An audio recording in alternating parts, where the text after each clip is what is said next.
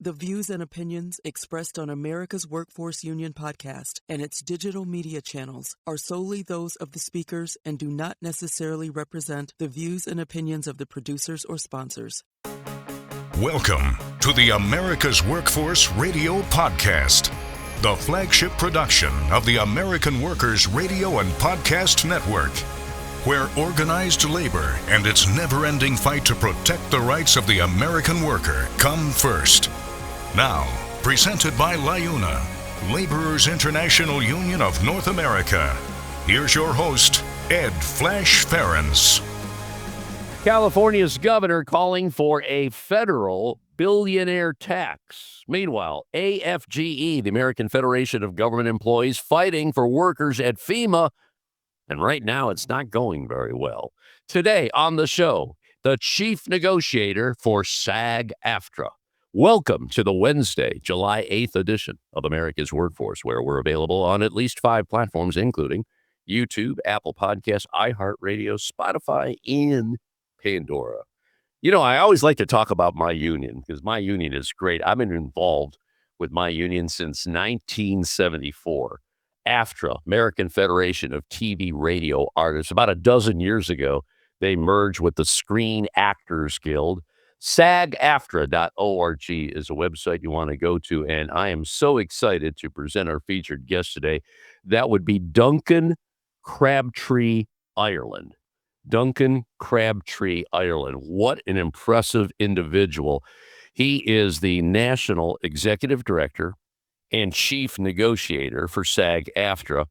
In that capacity, he oversees the world's most influential union of actors and media artists, representing over 160,000 members worldwide, those who work in film, television, broadcast news, commercials, music, radio, video games, and more.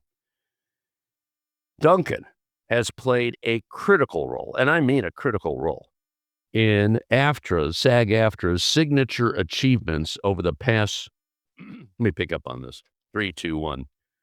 Duncan has played a critical role in the union's signature achievements over the past 2 decades. He was a key leader of the successful merger that I just talked about between SAG and AFTRA. That goes back to 2012.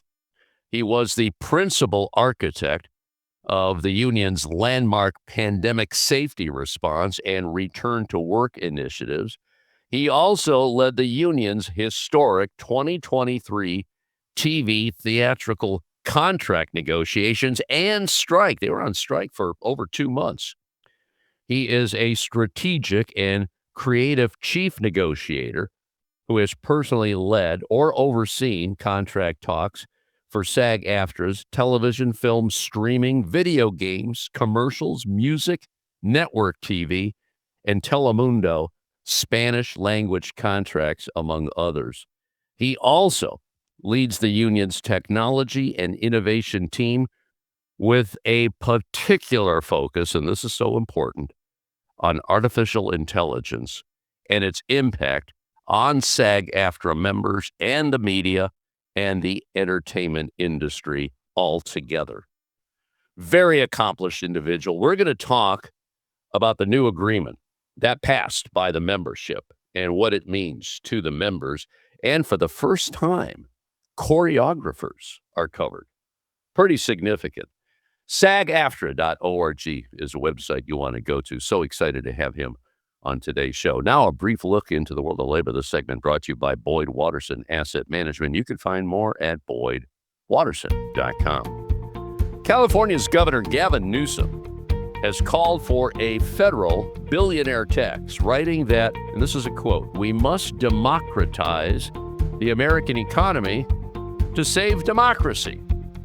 Now, the 2026 Billionaire Tax Act is on the ballot in California as a combined initiated constitutional amendment and state statute to be voted upon November 3rd. So what he wants to do is have a federal law. The initiative in California would levy a one-time 5% tax on the accumulated wealth of billionaires residing in California as of January 1 this year. creating a tax reserve fund that would be used to fund healthcare access, public education, and food assistance. Now, the initiative is being sponsored by a number of unions, including SEIU, and has drawn support from Senator Bernie Sanders, Representative Ro Khanna, Teamsters California, and Unite Here Local 1, while Newsom has emerged as a vocal opponent. He's against the one in California because he said, you know what? They're just going to move to another state. He writes, the fight to make the wealthiest Americans pay more in taxes is not one we should be fighting state by state, pointing out that billionaires have the resources to pick up, change their residence, and shelter their income from taxation, and they have shown to do so. So he's calling for a unified federal system and the closing of taxation loopholes that exist for the benefit of the ultra-wealthy. So we'll see what happens there. The American Federation of Government Employees, AFGE, website afge.org, well, they were not able to secure an injunction preventing FEMA, the Federal Emergency Management Agency, from laying off thousands of on-call responders. The union alleged that the agency had planned to eliminate roughly half of its workers, or about 11,000 employees, by cutting a category of temporary disaster relief workers. Now, during a hearing in federal court, this was in San Francisco about 2 weeks ago, Judge Susan Ilston indicated she was likely to deny the union's request for a preliminary injunction, which she did, because FEMA has offered to rehire some of the terminated workers.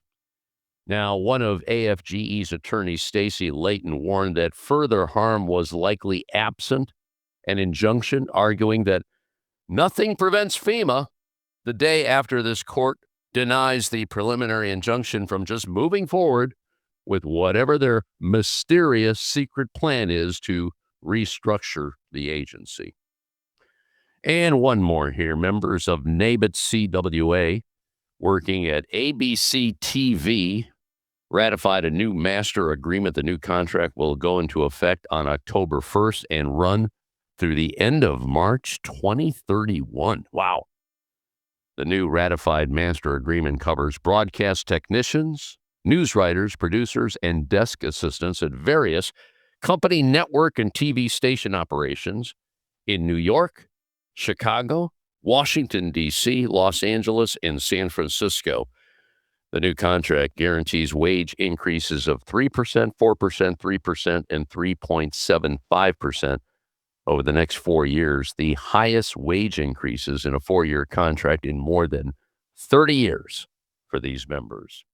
All right, we're going to take a quick break. When we come back, Duncan, Crabtree-Ireland, Chief Negotiator for SAG-AFTRA. Back in a few minutes. You're listening to America's Workforce. You're listening to America's Workforce with Ed Flash Ferens. It takes LIUNA to build North America's infrastructure. From roads and bridges to schools and skyscrapers, the men and women of LIUNA, the Laborers International Union of North America, build the projects we depend on. From constructing the Freedom Tower on the site of the former World Trade Center to untangling Washington, D.C.'s congested interstate, LIUNA members do the work that matters. Find out what it takes to be built by LIUNA at liuna.org. That's liuna.org. America's Workforce is brought to you in part by the Communication Workers of America. You can find more at cwa-union.org. There is unity and strength for workers. We are the USW. We are the USW. The United Steelworkers. The largest industrial union in North America. We represent 850,000 members in the U.S., Canada, and the Caribbean. We work in metals, rubber, chemicals, paper, oil refining, atomic energy, and the service sector. We are steelworkers, standing strong and fighting for what's right.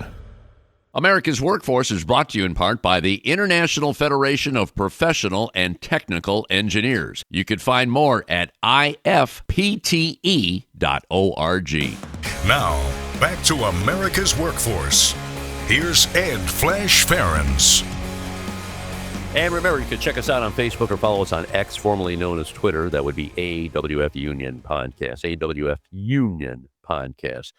I have been a member of AFTRA, the American Federation TV Radio Artists, since 1974. I remember when I went on the air at WMMS, which still is on the air. They're not affiliated with the union anymore, sadly, but that's the state of broadcasting today. Joining us as our featured guest is Duncan, Crabtree-Ireland, and he is the National Executive Director and Chief Negotiator for what is now SAG-AFTRA, Screen Actors Guild, American Federation of TV Radio Artists.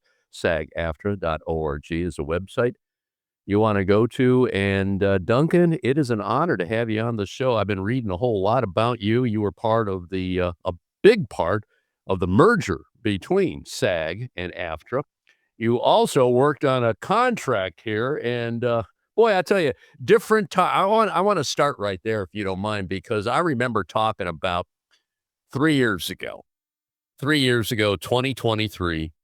You had to walk out. Artificial intelligence was an issue, like it still is today. Trying to rein it in, make sure we keep the jobs that we work so hard at, day in and day out. And this one, though, seemed a little bit easier. There was no strike or anything like that. But what happened? What changed here? Have you just gotten better at all this or what? Go ahead, brother. Oh, well, that's a great question. I think probably the biggest thing that changed is that 2023 happened. When we had the strike in 2023, it had been 40 years since the union had been on strike against the studios. And of course, at that time, there weren't streamers, but against the studios. And so I think there was a lot of pent up issues and concerns that had built up over that time. And that was combined with a moment in time that was just a flashpoint with the AI sort of just, even though we had been working on it for quite some time, I think to most people, the sense was it kind of popped up out of nowhere in November of 2022 when ChatGPT was publicly released and people started to take AI seriously in a way that it formerly been sort of thought, oh, these are people who are thinking decades in the future. This is like science fiction. And then a lot of what people thought could never be done with AI, all of a sudden could be done with AI. And now that's a crisis moment in a way. So I think there were it's kind of a trite cliche, but it was kind of a perfect storm of things that came together in 2023.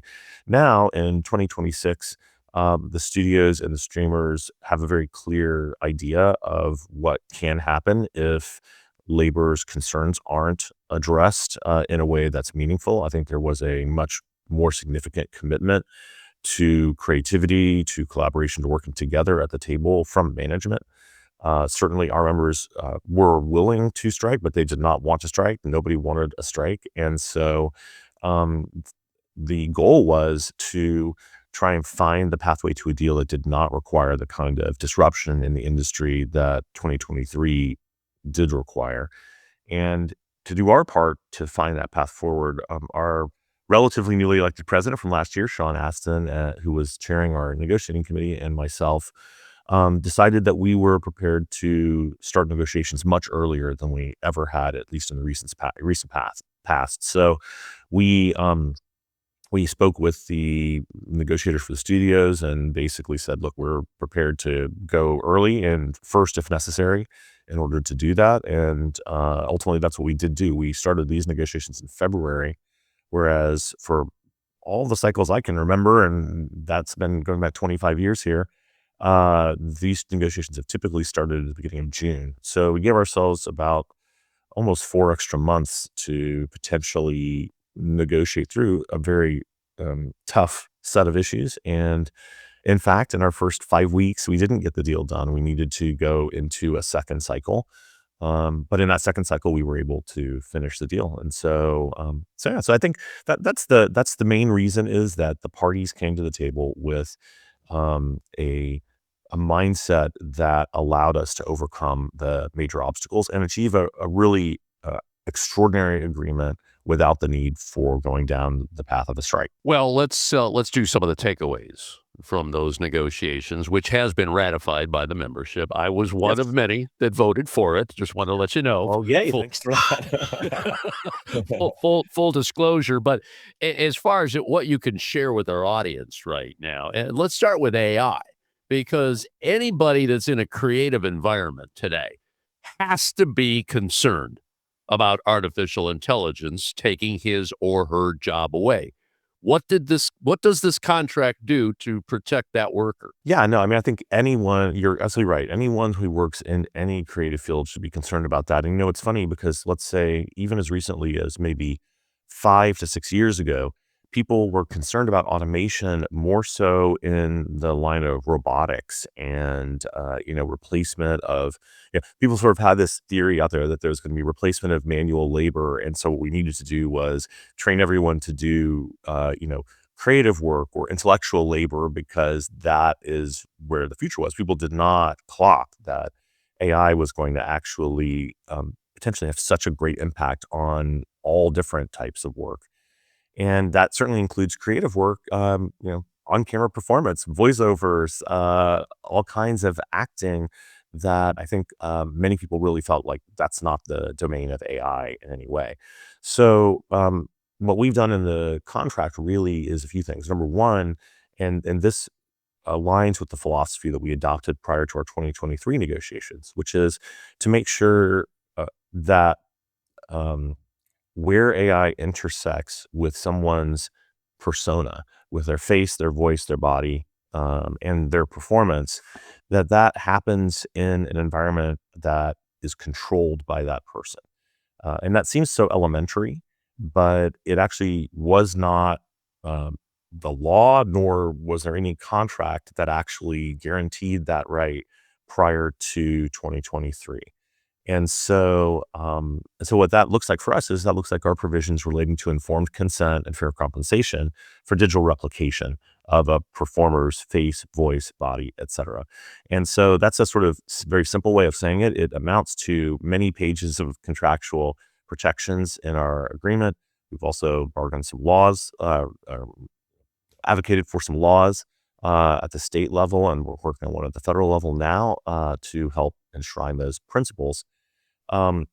While that doesn't directly completely prevent the possibility of someone being digitally replicated, it ensures that if they are, it's done only under terms that they've agreed to, and gives them right to the economic benefits of that. So viewing your digital replica as an extension of you and its labor as your labor. And so I think that is a key principle that people are starting to sort of think, oh yeah, that's so obvious. Just have to take that for granted. But that was not the case in 2023. In fact, we had to fight hard to get those principles adopted with all of our major employer groups, including the studios and streamers where we did that first.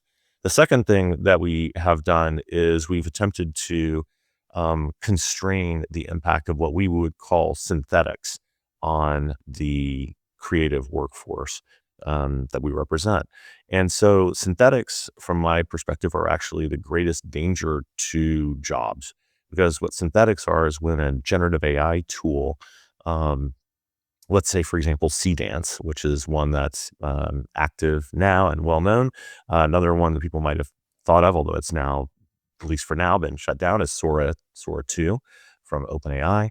These tools could actually create what appears to be a human performance, but without the involvement of any human, including as a source for digital replication.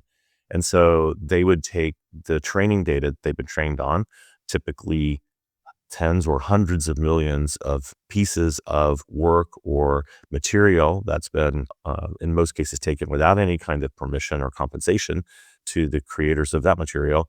And then these systems have been trained on that, and then they output so an image of a person, a voice of a person. And where those are used to replace human talent, A, that's a huge jobs issue, obviously, because that job is now gone. B, it really raises questions about human creativity and where our culture is coming from. And so those are things we're concerned about. We have been able over 2 cycles of bargaining now to put in place very significant restrictions on the use of synthetics by the major studios and streamers and everyone's signatory to our contract who's making entertainment programming. And those restrictions really amount to the need to justify to the union that there is some significant additional value unique to the synthetic that they want to use that justifies its use, and that in the absence of that sort of exceptional circumstance, that the principle is that human creativity is the source, and that is what will be present in the projects created by these companies. And so there's a lot of detailed mechanics that go with it, and happy to talk about that. But that's the sort of fundamental of it. And that ensures that as we move forward, that the potentially lower cost of using synthetics doesn't drive the industry to eliminate human performance and human creativity as the core of what's being accomplished. So I think that's probably the key point. So just to recap what you said here, they can use the synthetics, but they have to be careful. They have to be reined in to some degree. Am I hearing that correctly? The way I would put it is, so where we started, there were no contract provisions about synthetics, of course, because they didn't exist. There was essentially a complete open door to the companies doing that.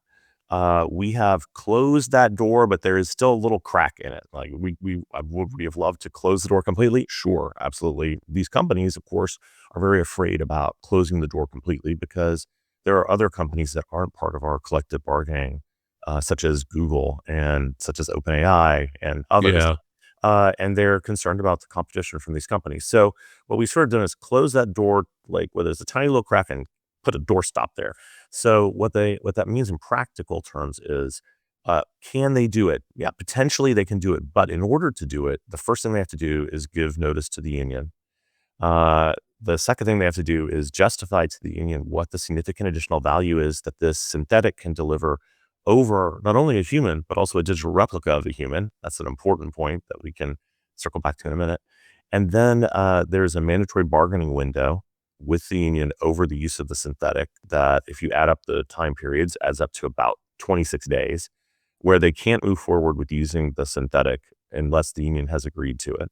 And at the end of that 26-day period, if we haven't reached agreement on whether this synthetic generates significant additional value, and the company decides to go ahead with it anyway, the union has the right to grieve that and take it to arbitration, where there are potentially unlimited damages available to the union for violation of the principle of human creativity being the primary source, absent the significant additional value. So there's a whole process that they have to follow. The union has the ability to challenge their determination in real time, and the consequences of them proceeding absent an agreement could be financially significant. So I think the uncertainty that brings to the process is its own deterrent as well to using a synthetic when there's not a really strong reason to do so. And I think the companies have recognized that. They've recognized that their advantage, like the reason why the studios have a strong business, is because of their relationships with creative talent. If they turn their business into the business of running a AI algorithm, then where is their advantage against the AI companies whose sort of raison d'etre is to run AI algorithms? So I think they've sort of realized that. And so I think that is part of why we were able to find this pathway and establish a pretty significant bulwark against the advance of synthetics in this industry. Bottom line, we're trying to keep the entertainment industry human. I mean, that's what we're trying to do. We are. Yeah, we are. And we can't do it by just banning AI. I mean, I know people would like that, and I sympathize with that. I mean, there's a percentage of our members who would like that. But the reality is, if you're someone who studies labor history, there is not a strong track record of labor being able to block the advance of technology, or anybody really, when you think about it. This is one of the fundamental challenges of our world, and not just in labor, in all aspects of our world. And so we made a strategic decision in 2020, well, a little before 2023, 2022 really, to say, if we devote all our energy to trying to block this, we will lose that battle. And more importantly, we will lose the opportunity to channel its direction because our influence will all be spent on a doomed effort to try and block it.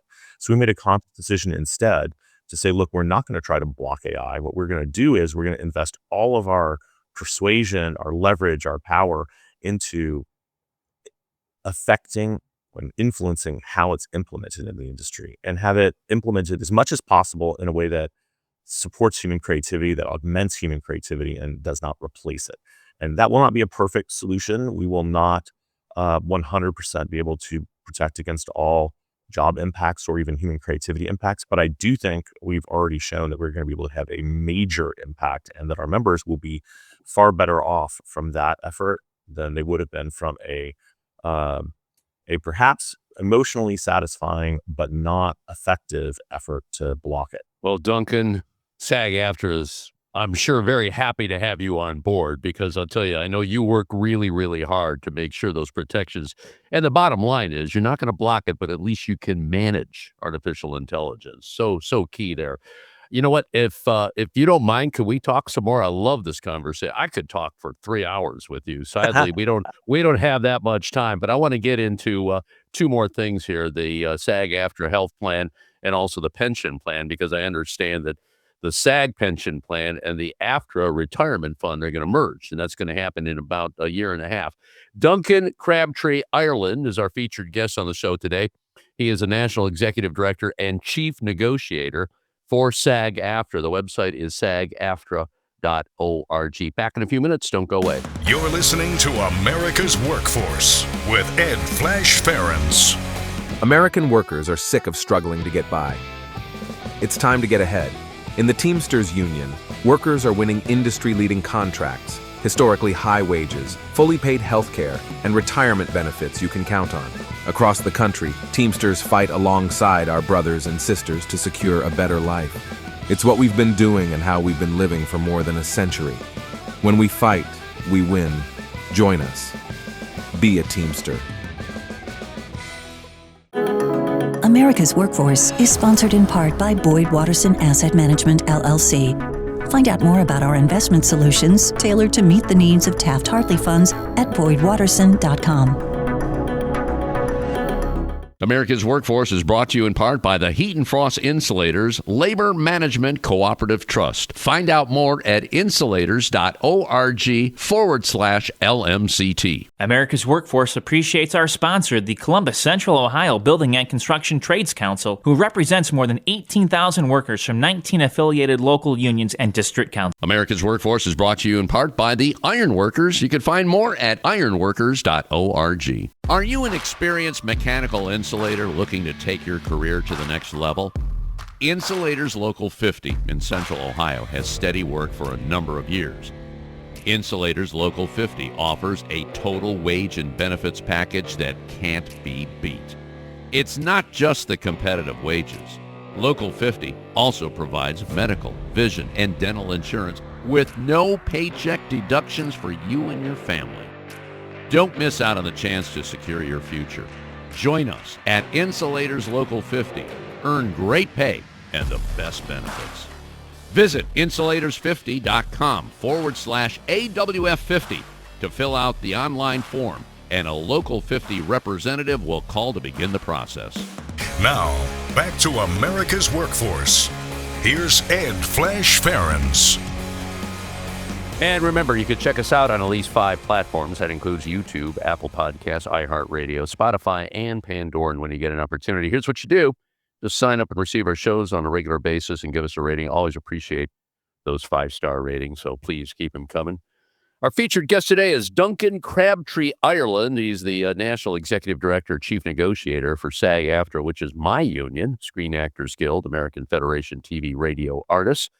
By the way, he previously served as SAG-AFTRA's longtime Chief Operating Officer and General Counsel. And we were talking about the new agreement, the agreement that was ratified by the members a couple of weeks ago. And there was a strike, you may recall, 3 years ago, and they learned a lot from that. They didn't strike this year. They got a new contract. And also, I had heard, in fact, we just had a guest on the show recently, telling me that there was this guy at the AFL-CIO convention in Minneapolis, he was doing an incredible job explaining artificial intelligence. And I thought to myself, I wonder if that's Duncan. And you were the guy, right? Yeah, I guess that was me. There was also an amazing panel, so I don't want to take all the credit, but I did do a sort of like a presentation to the delegates to the convention floor about AI, because I think it's just so important that the entire labor movement is paying attention to this, because it affects everybody, and in ways sometimes that are not obvious. So we had a really great discussion, and part of a morning focused on that topic. And I really, I think that the AFL-CIO leadership, Liz Schuler, Fred Redmond, so right to devote some time to that, because this is not a minor issue, and it's not going away. So I'm glad to hear that. Yeah, I'm hearing good things about that. I want to get back. I also want to talk about the merger from some years ago that you were involved in. But getting back to the contract here, what concerns me, and I'm sure it concerned you when you were going through the negotiations. You got this in writing and all that, but the policing of it, the accountability of it, that there's so many platforms today. You got gaming, streaming, commercials, music. I mean, it goes on and on and on. My question is, somebody is ripping you off, okay? They're ripping your likeness, your face, your voice. How do you find out about that? Is there some kind of a place where, or does somebody tell you, hey, Flash, they're using you over here? How does that work? Yes to all of the above. I mean, there are a number of companies who offer AI tools that you can actually subscribe to that will, attempt to find, digital iterations of you on the internet, social media platforms, everywhere. We haven't endorsed any of those, and we don't presently endorse any of those companies. We have talked to virtually all of them. There may come a time in the future where we will have something that is specifically aligned with the union, but for now, that is an option people have. One of the things that I'm very excited about is YouTube has recently rolled out its identity verification program, which, for those of you who are familiar with Content ID, it's been around for a long time. This is their system that basically lets a copyright owner upload material into the YouTube system, and then YouTube will detect duplications of it and actually alert you or block them, take them down, or monetize them, however you choose to proceed. They basically created a version of this for your identity. And what that means is, if you opt into this, their system will actively look for you in anything that's uploaded to YouTube. And if it's determined that, and it will alert you, it has a dashboard where it will show you all of the iterations of you that it's detected. And you can then say, no, these are not unauthorized replicas of me, take it down. So this type of technology is coming forward. And I think platforms that really respect human creativity and want to show support for creative talent are going to implement them. We've also got a law that we are pushing really hard for in Congress right now. It has, I think, a real chance of getting enacted this year, which is saying something. It's called the No Fakes Act. It's a bipartisan bill that would create, for the first time, a protectable intellectual property right in your image and voice and likeness. And so what that would mean is that now, when this bill is enacted, that social media platforms, for example, would actually have to take down unauthorized digital replicas of you, not just out of the goodness of their heart, because the law would actually require that, and there would be a notice and takedown process, just like for copyrighted materials. It's like copyright for your image, likeness, and voice, copyright for the new millennium with these kinds of new technologies. And so, so a lot of different ways, and I would say none of them are going to be 100%, but when you combine them together, they will provide a meaningful level of protection. But it will be hard to have 100% prevention of that. It's hard to find every example. And what you said is the other thing, which is people will notice and tell you. I mean, I was deep faked. I was digitally replicated without my permission in 2023 during our contract ratification, and someone created a deep fake saying false things about our contract to try and get people to vote against it. And boy, I found out really fast, because people who saw it, who knew me, were texting me and emailing me and calling me going, what the heck are you doing? Like, why did you make this video? I'm like, I did not make that video. That is a fake. We got to take taken down about 5 days later, voluntarily by Instagram. But in that time period, tens of thousands of people saw it. So this is, and I'm not, I'm not a celebrity. This is so it can happen to anyone, to regular people, it can happen to public officials, it could happen to, public health people. I mean, when you think about the impact this kind of thing can have, I think that's why there's such widespread support for this bill, because it's gotten out of control. And when you can't trust what you see or hear, that really starts to undermine, our whole democratic system. Yeah, we had your general counsel, Jeff Bennett, talking about that a couple of months ago. Yeah, it's scary. It's like we've created a world we could barely control anymore. I mean, that's kind of where we are. At the forefront of that. And I mean, he's done an incredible job. We're very lucky to have him, fighting that fight, because it has been an uphill battle, but it is well worth it. You got it. Couple more things here. The SAG-AFTRA health plan, obviously, people are concerned that they get the best benefits possible, which is not easy today. Let's be honest about that. You feel pretty good about what you're able to accomplish here? Yeah. So, I mean, in this new contract, the main thing that happened with the health plan is just some additional funding to maintain the plan's stability and strength.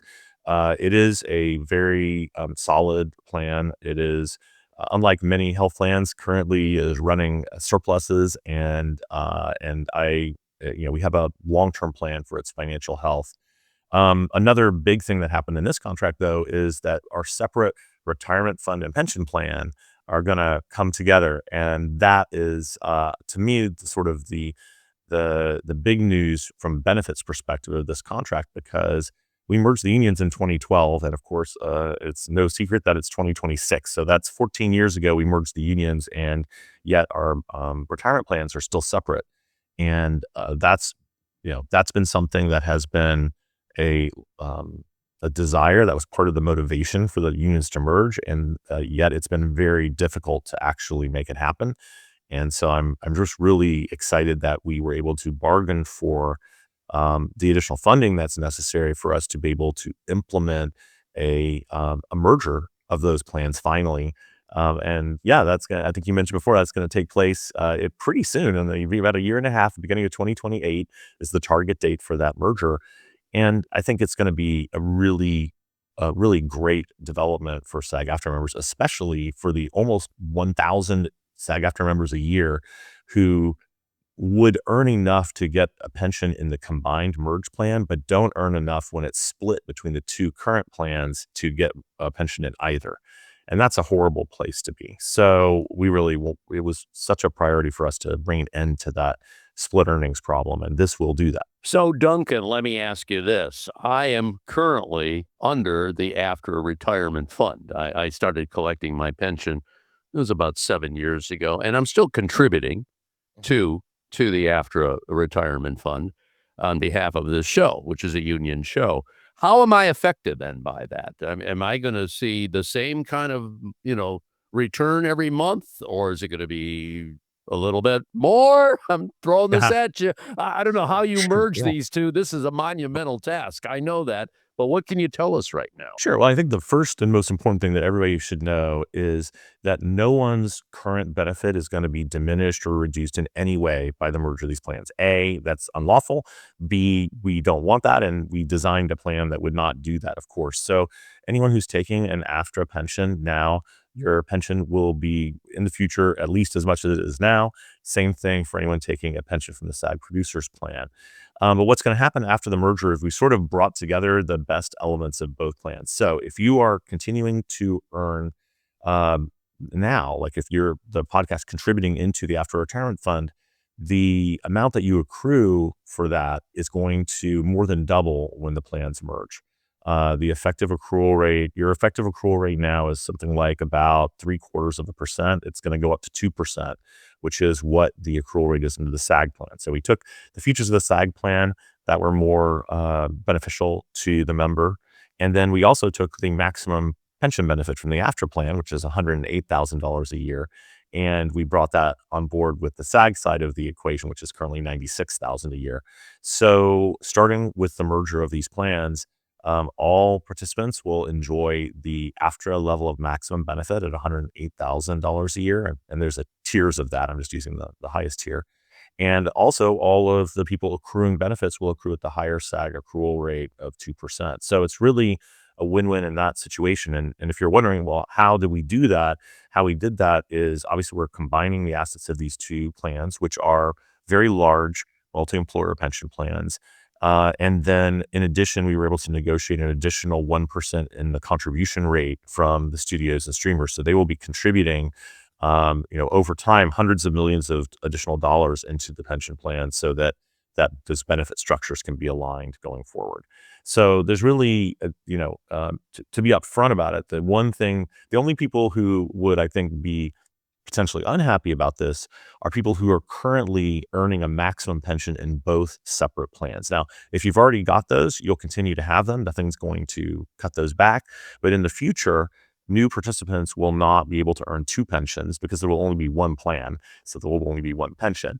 For us, I think as a union, fundamentally, it came down to the philosophy, which is if we have the opportunity to get 1,000 more people a year a pension who would otherwise have nothing in their retirement, we need to prioritize that over making sure that the highest earners are able to get double pensions. So that's sort of the bottom line of it. But that is a reality of bringing two pensions together, is you can't merge two pensions and continue to have two pensions.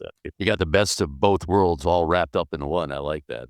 You mentioned about unhappy people. You know who's unhappy right now? The performer that's not a member of SAG-AFTRA. That's who's unhappy right now, Duncan. I do feel, not to pivot back to AI, but I particularly feel for folks in that situation who have signed deals relating to AI, because one of the great benefits of being part of a union is that when there are new things like new technological developments, the employer has to bargain with the union before they can just unilaterally implement those things.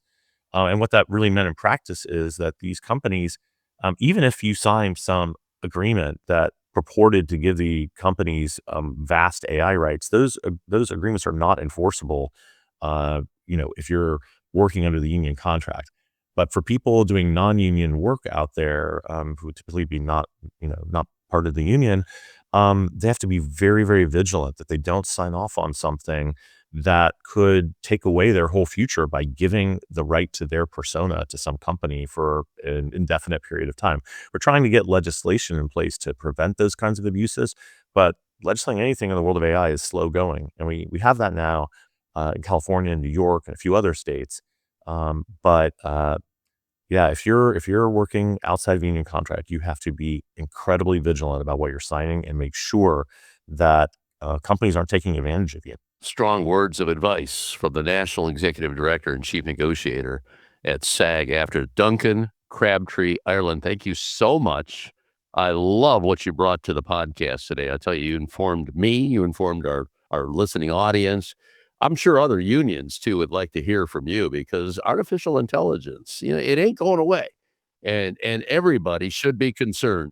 And you want to make sure when you're in a union, you want to get those protections in there, and you did just that. Thanks so much, Flash. It's so great to meet you, and thanks for being a SAG-AFTRA member. We really appreciate it. We're honored to have you, and I think you're just one example of the incredible, talented people who are part of our membership, and it's what makes it it really is a passion project for all of us who work for the union. Like, we do it, because we take great pride in what our members do for the world, and so. It's great to get a chance to meet and talk with you, and thanks for being a SAG-AFTRA member. Well, don't be a stranger. Let's do it again. SAGAFTRA.org is the website you want to go to. And that'll be it for another edition of America's Workforce. Tomorrow, the United Association Local 43 in Chattanooga, Tennessee. Until then, all of you have a safe and wonderful day. That concludes another episode of the America's Workforce Radio Podcast.